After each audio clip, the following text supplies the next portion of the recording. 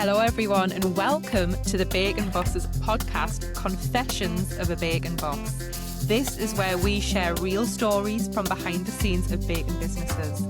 The wins, the wobbles and the lessons that you only learn by doing. We are Charlotte and Jo, two northern girls who built our own bacon businesses through trial and error, consistency and a hell of a lot of showing up. This podcast is proudly sponsored by Rain Accounting, an expert accountancy firm who support bacon businesses and small business owners to feel confident with their finances. Rain Accountant was founded by Nicole, a straight-talking accountant who understands the reality of running a business alongside real life and believes accountancy should feel supportive, clear, accessible, and most of all, not intimidating. Bacon Bosses is the community and business behind this podcast, created to support hobby bakers and bacon business owners with practical guidance and genuine support. That support also lives inside our membership, the Bake Boss Club, where bakers get ongoing help to build success on their terms. This podcast is one part of that. Honest conversations, shared experiences, and a reminder that you're not doing this alone. Welcome back to Confessions of a Bacon Boss, the messy and marvellous truth about bacon for a living. We are Charlotte and Jo, and today's guest has one of the most unique bacon journeys we've had. From America to the southwest of England, from scones and trifles and tattoos and cookies. So we're going to be chatting with Jen, who's the baker behind the Tattooed Cookies. She is an American-born, living in Ivybridge, known for her incredible decorated cookies, from corporate logo designs to weddings, birthdays, and even some divorce parties as well. We can't wait to dive into Jen's story of reinvention, resilience, and of course, cookies. So welcome, Jen. Thank you for being on the podcast. How are you doing? I'm good. Thanks for having me. Even though I messed up the time, sorry. You're here now, and listen to that beautiful accent. Oh my goodness, I just love it. I actually love it.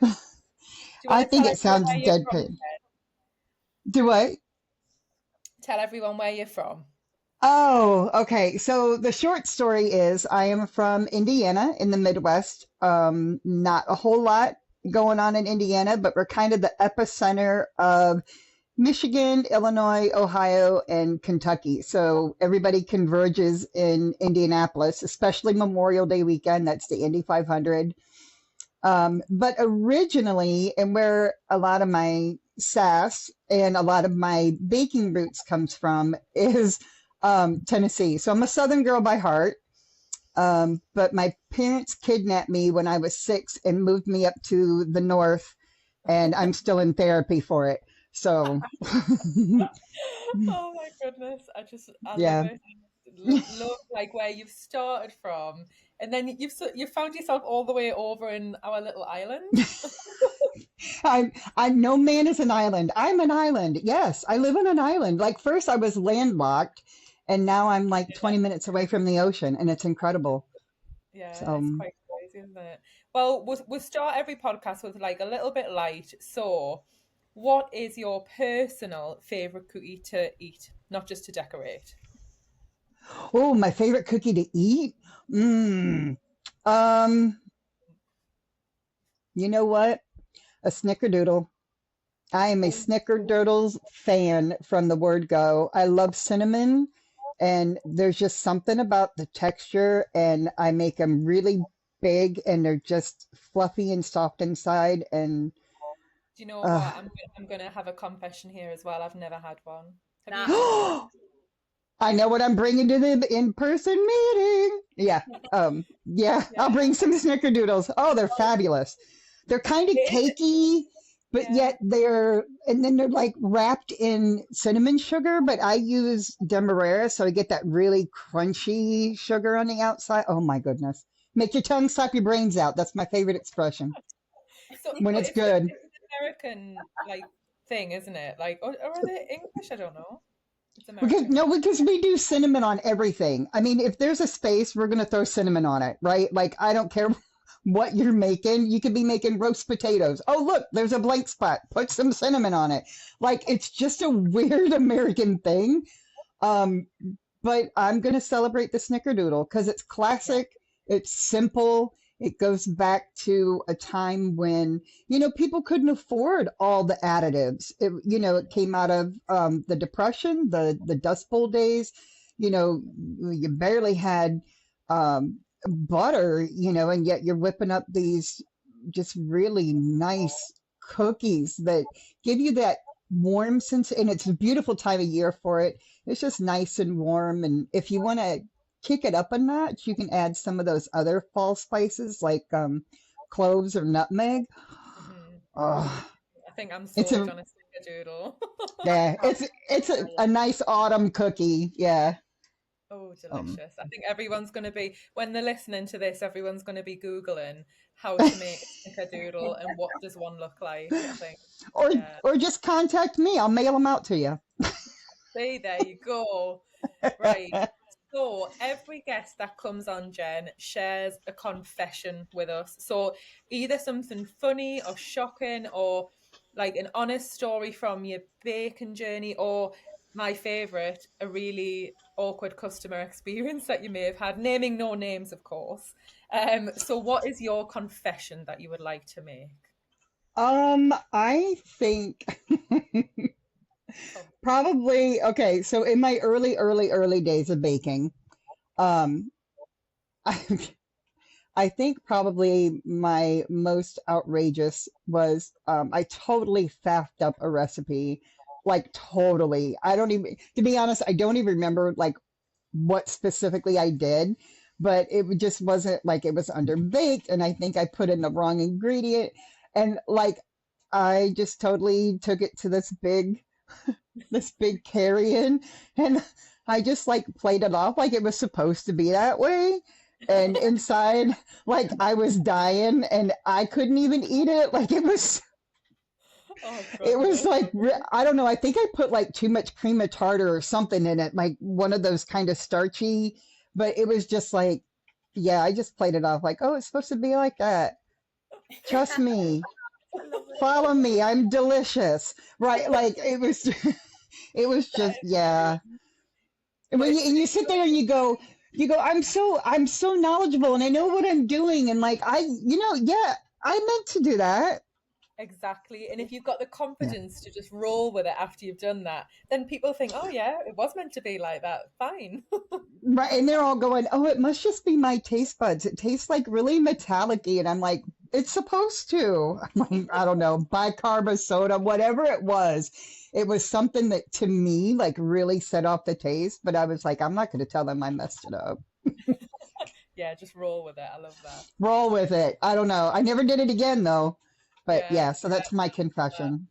oh, that's So to fab. my former coworkers at Comcast back in Fort Wayne, Indiana, I'm so sorry I lied to you about those cookies and forgive me. Okay. Oh, I love it. I love that confession. you said I can sleep. you said a long time ago when you started baking. So how long ago was it when you started baking, and what got you into baking? Okay, so in the South, there's a rite of passage. Okay. You cannot be a Southern person if you don't know how to make a pecan pie. So my first experience was a pecan pie. And for about 7 years, that was all I ever made because I could do it and I did it well.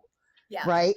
So any kind of like event I was invited to, whatever, you could count on Jen to bring the pecan pie. Just plain and simple, boom, done. But then I met my husband in the early 2000s, and he moved to America in 2002 and realized that we didn't have scones, we didn't have Bakewell tarts, we didn't have crumpets, we didn't have all those really good like pastries and sweets that you guys had. Everything that we had was covered in sugar. And while that's great if you want to contract diabetes at some point in time in your life, uh, which we both did, I'm not going to lie, you just like, you guys have a different way of doing sweets that they're not overly sweet. You get the flavor, you get the richness, you get all that full body, that full bodied experience, but you don't have all the sugar. we douse everything in sugar. And so pecan pie was the first thing that I'd ever learned how to make. But when he came over, then I had to start expanding my horizons. I started learning how to make scones. But then of course, I had to adapt into North America because we like them triangular and we don't like them as big and we don't like, I don't know. So I started doing it for kind of like the North American audience, but everything was tried and tested and approved by the Brit. So I started getting into that. And then he's like, oh, this dessert we used to have, or afters, we used to have back home with rum babas. And I'm like, I've never heard of a rum baba. Didn't know what it was. But then I had an experience. It reminded me of an experience back when I was 14. My very first job was actually in a Hungarian bakery. And we made rum balls, or like rum. I don't even know what they were. They were like that tall. They were huge. They were like 3.5 inches tall, and it was a rum cake, a rum soaked cake, but then it was covered in chocolate. So it was very different from a rum baba, but it gave me that same kind of feeling, that same kind of experience. So I learned how, started learning how to make those. And then it was, tarts, which tarts are very similar to our pies, but we don't do a lot of open face pies. Like we do, it either has a crumb or it has a lattice work. And our pies, generally speaking, are never savory. That's a quiche. So, which you guys call, I don't know, major language barrier, and we speak the same language. But yeah, so it was really about the early 2000s, about 2002, that I became serious about baking. And then it just, 2020, so the pandemic hit. And I had been baking. I had various versions of my business at that point. My very first business, by the way, was called The Englishman's Wife, appropriately. And that was all British baked goods. That was scones. It was, the tarts. It was, just whatever I could think of that was more British, because we didn't really have an outlet for that as big as my city was. About 275,000 people. We didn't have anything that was British. Nothing. We had Mexican, Burmese, Italian. We had everything except British. So people were like, well, I know what a crumpet is. And I'm like, yeah, I make those too. So I taught myself how to make crumpets. I taught myself how to do all that just so that my husband could have a taste of home. Oh, and then sweet. And then the cookies came about during the pandemic, and somebody asked me if I could do them. I'm like, I've never made a sugar cookie. I've never decorated a sugar cookie. I don't know what you're talking about. And I went to YouTube and I took a couple of classes at a local bakery store back in the States. And I've now been doing custom decorated cookies for 5 years. And I've probably made over 3,000 in those 5 years. Oh my goodness. So when did you first start selling? I didn't really start selling until about 2007 is when I started doing it. I did a lot of bartering. We were a family that went paycheck to paycheck. So, I didn't always have money for like somebody to come and, paint a room in my house or whatever. So I would barter and I would bake for people in exchange for services. So 2007 was about when I first started charging money. So by that point though, you've got a lot of experience under your belt by the time you actually decided to sell. So you must have felt a bit more confident by then. I did. It definitely helped a lot that I had a whole lot of guinea pigs along the way. That I could just be like, hey, try this. Because like even when I was doing my scones, so in America, I don't know, we have to throw flavor at everything. Like we always have to try and make the strangest combinations. So we do like for the North American scones, we do like a lot of savory besides cheese. So like feta and spinach, or I like to do cheddar and chive or jalapeno and cheddar. So we do a lot of different kinds of those flavors. And so all along the way, I was making these things and I would just like, somebody drop by the house and I'd be like, here, take these home, taste them, tell me what you think. And that would be the whole exchange. Yeah. So by the time I got to selling, I had already done all my test marketing. I'd already done my samples. I knew what I knew what they tasted like. I had the correct ratios for the flavor profile that I like, um, which is not overly spicy. Like I do jalapenos, but not enough that like burns your face off. Um, like I still like it to be a little on the mild side, but just a little neuro spicy. Yeah. Um, so yeah, so I'd already done a lot of that. So by the time it actually came to, okay, I want to open up my little side hustle. Yeah, I'd already done a lot of the hard work for absolutely no compensation whatsoever. Well, that's a good way to do it, really. That's totally opposite to how I was doing it when I first started. I can remember having to learn along the way and was just winging all of these new flavor combinations and everything like that. But you've done it a cleverer way. You've all prepared. Well, it wasn't always good because, like I said, my husband ended up with diabetes. So, and that was while he was in America. So I'm not going to say that it was always a good end result, but yeah, I did. Yeah, he was my test market. And I figured if they passed the muster with him, then the American audiences wouldn't know any different. Yeah, true. Well, he's been a good guinea pig. So obviously your business has morphed a few times, hasn't it? Until It you've has. actually landed on it being the tattooed cookie. So what was that journey? Um, to be honest, a lot of it was I wanted to specialize. I was so tired of 50 different items to make because because I never did a menu. When I first started off, I never had a menu. I couldn't sell outside of my city. So postal boxes, like that wasn't anything that I could ever do. You had to be in a commercial kitchen for that. So I was literally just taking custom orders because I hadn't gotten into the market life at that point. So it literally people just call me, hey, can I get 2 dozen cupcakes for next weekend? Or can I get a carrot cake for my husband's birthday? Whatever it was. And so I did it. And so there were weeks when I was literally making 20 or 25 different things. And I didn't have a set menu. I didn't have a set price. Like I did that. I winged it. I was like, okay, well, I spent an hour making this cake and the ingredients cost me this much. So I'm going to charge, this much. And I literally made like a $5 profit. So I was really naive about it, really green, and I just wanted to narrow down my focus. And when my girlfriend Maggie, and I tell her because I give her the full credit for me getting into becoming a cookie artist. So my girlfriend Maggie, she contacted me one day and she's like, "Look, again, it was the pandemic, so everything had shut down. She was doing a socially distanced play. So there was like no close contact. If you know anything about a play, imagine you're 6 feet apart trying to deliver a line or, have an intimate moment with somebody. And so she wanted to do really something really special. So she asked me, she goes, can you just whip me up some Valentine's Day cookies, decorate them, royal icing? I'm like, they're going to look like shite, but it's Maggie. I'm like, I'll do it. So my consistency was all wrong. And I still have the picture from my glow up because I go, this is where I started. Yeah. Consistency was all wrong. There were pockets and everything.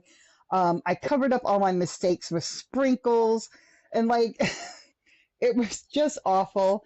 And she came back and she's like, okay, so you need some work on decorating. She goes, but the flavor of those cookies was beyond anything I have ever tasted.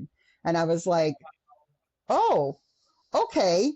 So then that became my focus. And I just spent the next, up until I moved here, I just spent like the next 4.5 years just focusing on my cookies. And that's where I got to like first birthdays and bachelorette parties. I've done perverted cookies. Like I had a gay friend of mine who turned 65 and he's like, I want penises and rainbows. And I said, you got it. Like I'm all about it. And I did them and I shipped them to Florida. And I was like, there you go, penises and rainbows. So I've done some really interesting cookies, but I just wanted to specialize.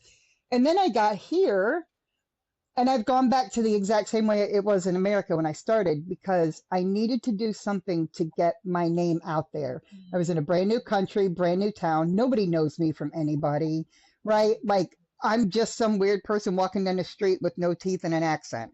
Like that. I'm just going to put it out there because I'm not wearing my dentures, y'all. I'll see it. Real life, real life. I keep it real. I'm all about keeping it real. Yeah. So I came back here and it's like, okay, so I started the Goodie Box, which is my honor system, just a self-standing treat box that's attached to my house. And it's like, nobody's going to come here and buy these cookies that are like 500 quid a dozen, right? Like, I mean, because a lot of time goes into that. There's a lot of work that goes into those. So I'm back to brownies and blondies and cookies and like chocolate chip cookies, things like that. So, yeah. So you're just trying to like build up a bit of a reputation locally, I suppose. Yeah. Yes. And then I'm kind of now like starting to do that segue. I'll keep the Goodie Box because my community knows about it now. Like it's a regular thing. I'm up at one end of our little town, so we don't have, shops up here. We don't have a bakery or anything. So people up this end of the town see me as an asset. They go, yeah, I just want a slice of cake. Like I'm going to pop over to Jen's and, see what she's got in the way of Rocky Road or, whatever it is. And I've become a part of their weekends now. So I'll keep it going. But I'm definitely pushing like corporate cookies, corporate logo cookies, getting into the special occasions. I'm getting ready to launch my decorating classes over here. So I'm trying to get back to the cookie focus.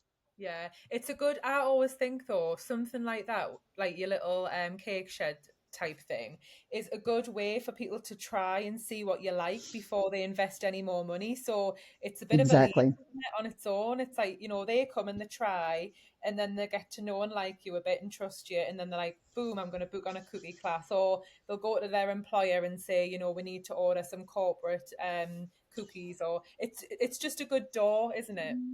Exactly. And that's exactly what it's done, because now people, they've come to the Goodie Box. They've met me when I've been out in public, because every time I meet somebody, regardless if I'm at another coffee shop or if I'm at the post office, I always say, I'm Jen, I'm with the Tattooed Cookie, I run the Goodie Box. And then people usually go, oh, the Goodie Box, I've seen you post. And I'm like, yep, that's me. And then they put a face to the name, and then they go, well, I've had a dealing with you. You're a pleasant person. You're fun to be around. Let's go get a cake. And then I've started I do our monthly market here in town.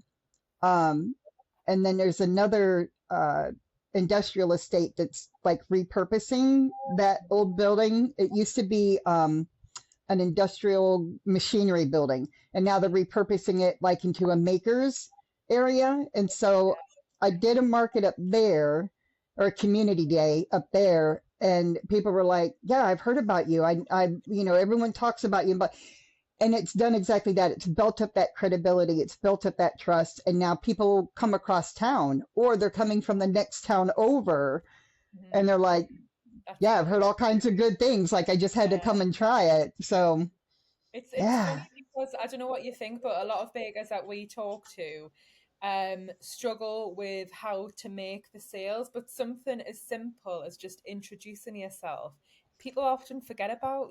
Everywhere you go, there's going to be a way that you can get people to know who you are, and having that confidence. Like, what advice would you give someone who's maybe a bit more reserved or worried about introducing themselves? Always carry a business card. If that's just my main thing, because there are so many times I've introduced myself to somebody, and a week later, I guarantee you that conversation has gone out of their head, regardless of how excited they were about whatever we talked about. But a business card is going to keep my name in their head. My cards stick out. They're like turquoise blue and black, like they're nothing, it's got my logo on the front of it, and then you have to flip it over to get all the good stuff. But if you're nervous about what you do or making that connection, just walk in here and say, my name is Jen. I just want to drop off a business card. this is what I do. If you're interested, you know, Yeah. whatever, follow up with me. I'll come back in a week. But that initial ice breaking is so hard for people. Um, and I wish I had advice for that, because I don't think it's so much that we lack confidence in what we do as bakers. I think we lack confidence in putting ourselves out there for whatever reason, whether it's imposter syndrome, whether we feel, because we're home bakers, we don't compare to commercial bakers, because we're self-taught, we don't compare to patisserie style. There's so many things, and society likes to. Do you think that it could be a British thing? I'm okay, as an outsider, no, I don't think it's a British thing, simply because you guys are not reserved at all. Like, when I when I compare, just generally speaking, culture-wise, when I compare America and the UK, we sugarcoat everything. We don't want to hurt anybody's feelings, right? So we're always like, the first thing we do, oh, I don't mean to offend, right? Like, we're always trying to soften the blow before we say anything. And you guys are just like, blah, like, here it is. You're a prat, whatever it is, like, it just comes out. So just from an outsider perspective, I don't think it's that. I really think that comes down to the individual, because for me, and a lot of it is our just the situations that we've been in our lives. Because for me, since I've been doing theater, amateur dramatics, I've done since I was 13. So 1983, I'm 55, if that tells you anything. So like 40 years of performing. I'm not afraid to walk into a room and just start talking. Yeah. That doesn't bother me. But other people are not that way. And I think it's like the number 2, I don't think it's number 1 fear anymore, but I think the number 2 or 3 fear in the world is public speaking. And I think that's just because we make ourselves vulnerable. And when we're vulnerable, we're open to hurt, and no one wants to get hurt. Yeah, I think that's true. And I think just it's like the fear of what people are going to think, the fear of what people are going to say, but as well, people don't realize that once you do it and you rip the plaster off and just get on with it, it's then so much easier the next time that you're going somewhere with your business card. Like, it's you just got to do it. There's probably no other advice that I could give. I would just say, just do it. Just got to do it. Yep. I think it's the same when I first started going live in my baking group. You've just got to do it. Right. It does eventually get easier, but I think there's like over 12,000 in the group. If someone had said to me back then, you're going to be going live in potentially front of all these people, I'd have been like, no way. But now I don't even think twice about it. So you just got to throw yourself in, haven't you? And then you think, oh, actually, that wasn't that bad. So right. You think like, what's the worst that could happen? But actually, what is this going to give me? It's going to make my business better. It's going to make us get more sales, reach my goals that I've got. So if you flip it round, for me, then it makes it easier. Yeah. And see, I don't ever ask that anymore. I don't ask what's the worst that could happen. What's the best that could happen? What's the best? I could hit that corporate account that says, I need 2,000 of your decorated cookies next month. Can you, here's a check, right? Any one of those opportunities, anytime I open my mouth, preferably with my teeth in next time, anytime I open my mouth and I say something, that's my introduction to somebody who doesn't know what I do. My reputation, my credibility, all of that is on the line every single time. I even say hello. If I'm crappy with somebody, you're going to edit, right? If I'm crappy with somebody in a store, I won't go back to that store and drop off a business card, because I know I've been rude to them. Why would I expect them to look past my behavior and become a client? Right? Yeah. So everything I do when I'm on the outside is all my business. Yeah. And And that's a very vulnerable thing to do, because every time you do that, every time you open your mouth and you say hello, you're opening yourself up to rejection. You're opening yourself up to that hard no, that no matter what you say, what you do, how many samples you give them, whatever, they're just going to be a hard no. But then there's other times, like I think I mentioned earlier in the week that I made a post to like a dozen local groups. And I said, hey, are there any businesses that would be willing to collaborate? Let me come in, do a pop-up. It brings footfall to your store. It brings name recognition and footfall to me. We help each other out. The holidays are coming. I've had 4 people come back and say yes.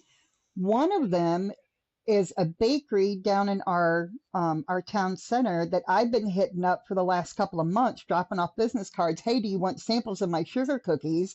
Because you sell these factory cardboard pressed, I don't even know what they are, but not even my 21-year-old son could eat them. They were that bad. And I couldn't even get a foot in the door. And then I put this post out and she's like, yeah, and I've got, all the stores in Plymouth and I've got the stores, down here. And I'm like, okay.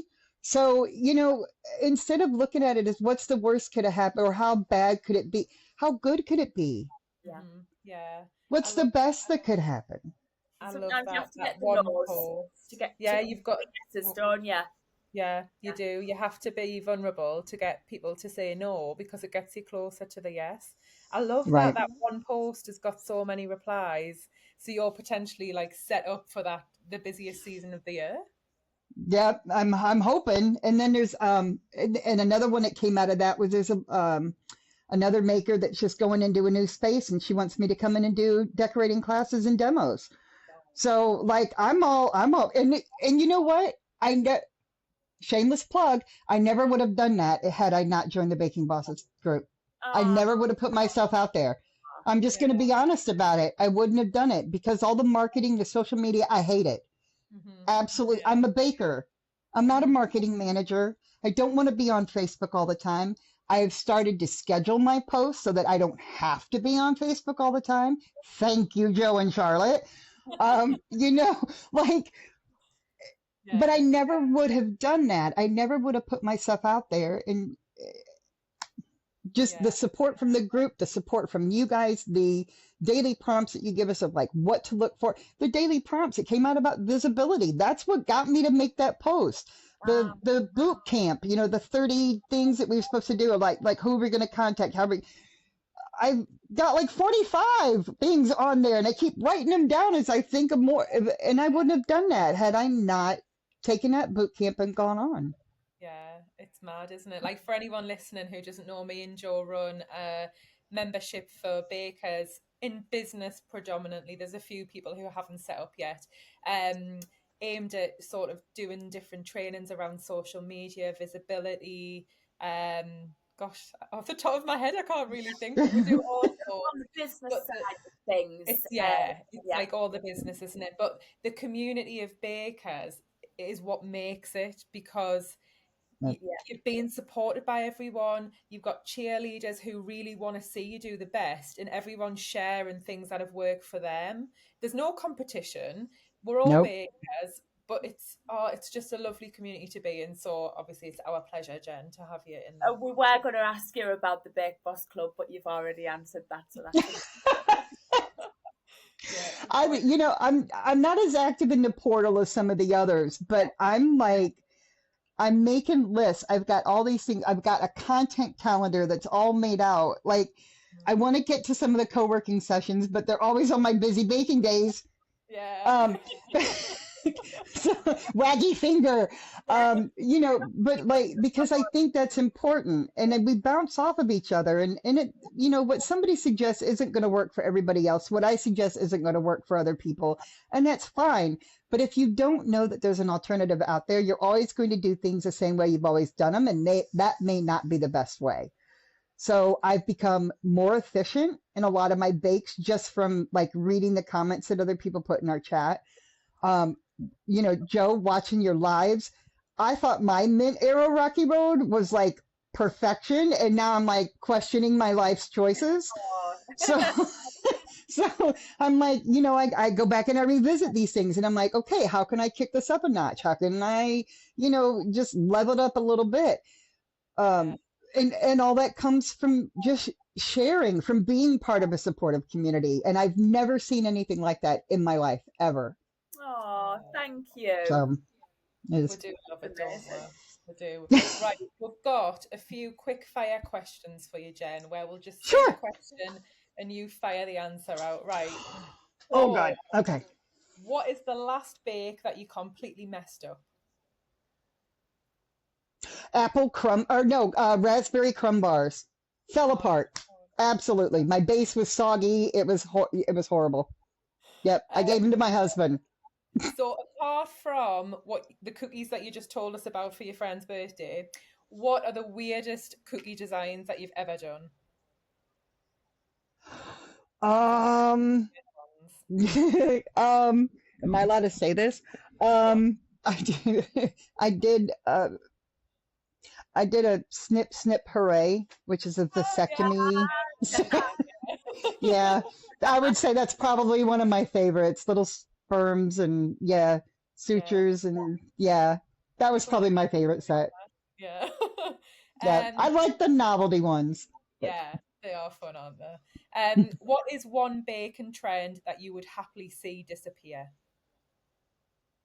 Dubai chocolate, Mm, whatever that is, I mm. I can't stand it. Everybody's doing it. It just looks like baby poop to me. I can't. I don't know.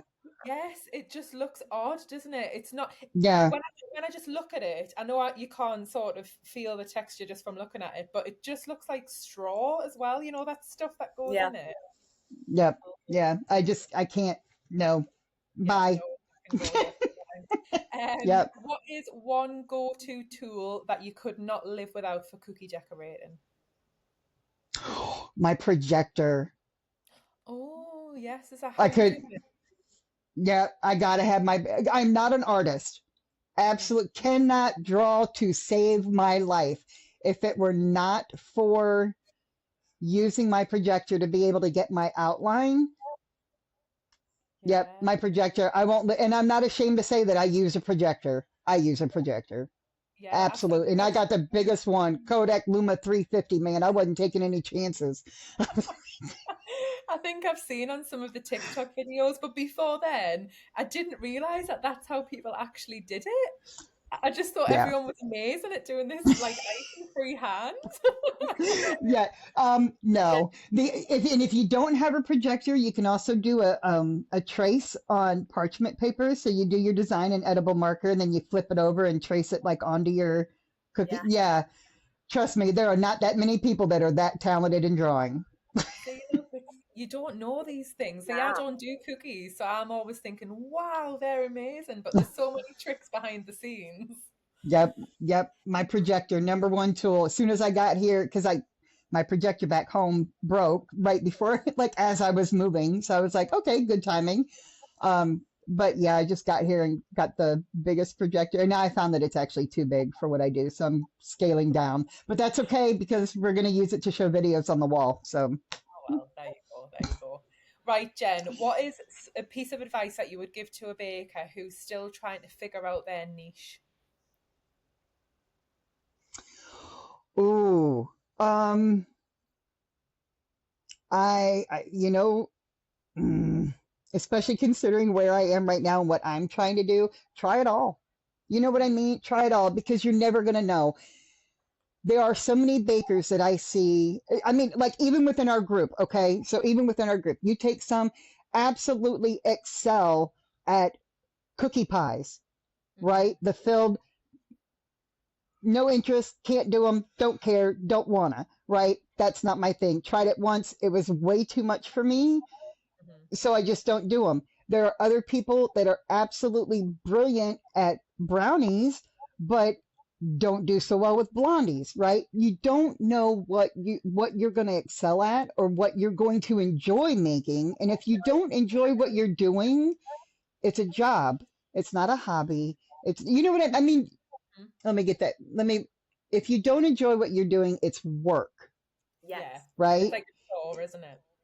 yeah, if you enjoy what you're doing, yes, it's still work, but it's joy, it's fulfillment. It's, you get something out of it, right? So try it all. I never ever thought, and like I said, even when Maggie asked me to make those first cookies, I was like, no, hard no, do not pass. I will give you $200 to go away, right? Like that was that was my philosophy. That was my thinking. And she's like, Jen, just try it. And I did. And I was like, I like these. And then the classes started, and then learning the techniques. Now I airbrush, I watercolor, I do edible images. I do. The only thing I haven't gotten it, because it's really popular over here, is fondant. I have not done fondant covered biscuits. It's still kind of weird for me because fondant's a cake thing back in America. So like that's a hurdle I gotta stop thinking about. But you guys doing the fondant and how popular it is over here has encouraged me to do rolled buttercream, which I like the flavor of a lot better than fondant. So I'm actually going to start using rolled buttercream on some of my biscuits. So that's going to, increase my line even more. So, I just say try it all. You just don't know. I know. I think that's right. Probably good advice. Brilliant. Well, Jen, thank you so much for coming on and talking to us. I could actually just, I could listen to your voice all day. I'm gonna leave you a voicemail so you can just hit replay. Oh my goodness, that would be amazing. I'll make it really, really cheeky and sassy and probably a little bit dirty, but I love it, and I can't wait until we meet up at our in-person day. So again, for those listening, as part of our membership, the Bake Boss Club, we've got an in-person meetup coming very soon where we'll all get together. So that's really exciting. So we'll see Jen in person there. Yeah. Watch out for the photos.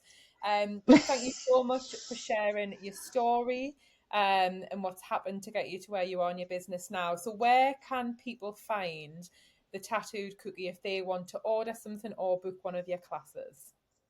Oh, I hope you're not going to ask me for URLs because I don't have them. But we are on Facebook and Instagram as the Tattooed Cookie. I do have a store on SumUp. So I'm getting ready to do my Google business page. I haven't done that yet. So hopefully all that will be, I'm ashamed to say I don't have a Google business page. So I'm working on that. And then, I don't know, where else can you find me? A little bit on TikTok.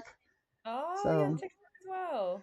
Well, yeah, but I tell you, again, thanks to you two, I've actually done 2 live recordings. One was for the pecan pie, which I'm going to share. And then the other one was last night when I did the cherry Bakewell blondies, which are selling like hotcakes out in the goodie box. I'm just going to tell you, I only made 1 batch, and of course we had to take a sample out, so I only had 8 pieces, and I opened at 8 o'clock this morning, and they were like half gone when I went out just a little bit ago. So they're selling like hotcakes. But what was I saying? Yeah. Yeah, so I did 2 lives or 2 recorded videos, and I'm going to put those up on my TikTok. And after the conversation last night, I think I'm going to revamp my YouTube channel, which used to just be a YouTube channel for my husband's guitar playing, and now it's going to become my baking page. Oh, brilliant. Yes, you take that page. YouTube, brilliant. It's definitely a go-to place for bakers, YouTube. Yeah. Well, thank you so much, Jen. It's been amazing. We will share all of your social media alongside the podcast episode. So for our listeners, don't forget to follow us so that you hear the next confession, and we'll see you next time on Confessions of a Bacon Boss. Bye. Thank you so much for listening to the Bacon Bosses podcast. If this episode has helped or made you feel less alone, please subscribe, leave a review, or share it with another baker, because it really does help the podcast and us reach more people. If you're somebody who's looking for some free support, you can find our Facebook community by searching UK Home Baking Support, Hobby Bakers and Beginners. It's a really welcoming space for bakers at every single stage of their journey, including new hobby bakers out there. You'll also find the option to leave your email so that we can send you some free resources to help you on your baking journey. And if you want ongoing support beyond that, Baking Bosses is the community behind the podcast, with our Bake Boss Club membership for bakers who want to grow on their terms. All of the links are in the show notes, and we're just really glad that you've listened to the podcast. We'll see you in the next episode.